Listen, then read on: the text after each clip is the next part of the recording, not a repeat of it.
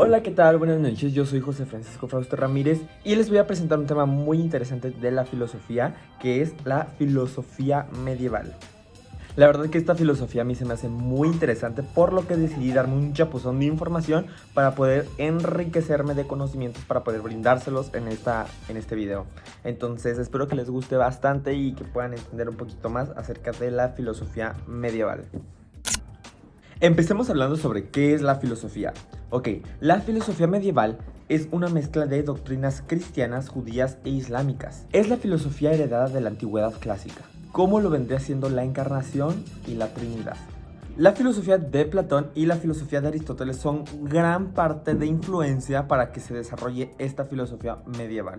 Esta filosofía se basaba en el cristianismo, que es encargada de dar una respuesta a preguntas sobre quiénes éramos y sobre dónde veníamos.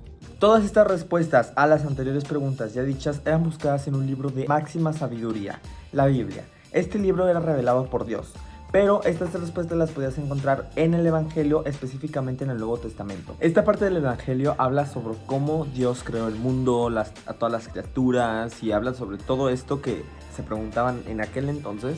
Lo podían encontrar en los Evangelios del Nuevo Testamento. Ahora veremos cuál era la diferencia entre la filosofía medieval y la filosofía presocrática, que era conocida como la filosofía antigua. También la diferencia entre la filosofía medieval y la filosofía moderna, la filosofía contemporánea también. Entonces, veámoslo.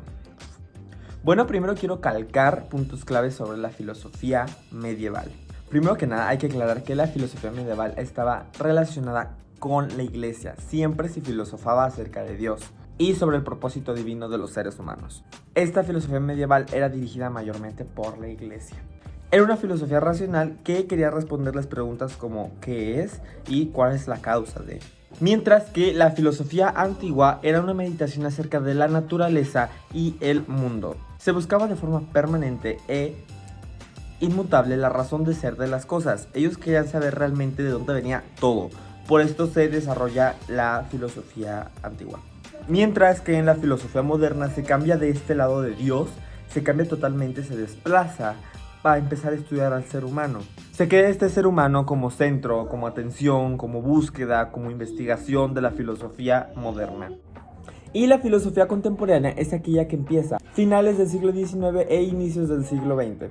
Esta corriente filosófica se refiere a todas aquellas búsquedas de respuestas que se van directamente a lo que vendrían siendo inquietudes sociales, políticas y económicas. Bueno, pues como ya antes mencionado, la religión está muy metida en lo que vendría siendo la filosofía medieval. La relación del hombre religioso con la divinidad es una relación eminentemente espiritual. La filosofía con la religión trata de comprender cómo se construye ese conocimiento mediante el cual el hombre se relaciona o traba contacto con esta divinidad, la cual adquiere la categoría de lo trascendente. Las corrientes filosóficas que se encuentran en la filosofía medieval, las más importantes, que a su mismo tiempo son etapas, vendrían siendo la patrística y la escolástica. En la primera tenemos como representantes a Orígenes y San Agustín, y en la segunda a San Anselmo y Santo Tomás. En ambas se pretende establecer una relación entre razón y religión. Ahora pasemos a investigar e indagar un poco de los filósofos más importantes de la filosofía medieval. Empecemos hablando sobre Bergson, quien establece unas fronteras en lo que vendría siendo filosofía y religión. Bergson considera que de una doctrina que no es nada más que una doctrina, difícilmente saldrá el entusiasmo ardiente de lo que vendría siendo la iluminación. Ahora hablemos sobre Agustín de Hipona. Agustín de Hipona es uno de los filósofos más importantes en el cristianismo. Los temas que principalmente Agustín de Hipona tocan es Dios y el alma. Su objetivo es explicar principalmente el cómo conocer a Dios. Para él, Dios era la razón más preciosa que le había pasado a todos los filósofos. Así se las dejo. San Agustín hizo las pruebas agustinianas para explicar que Dios existía.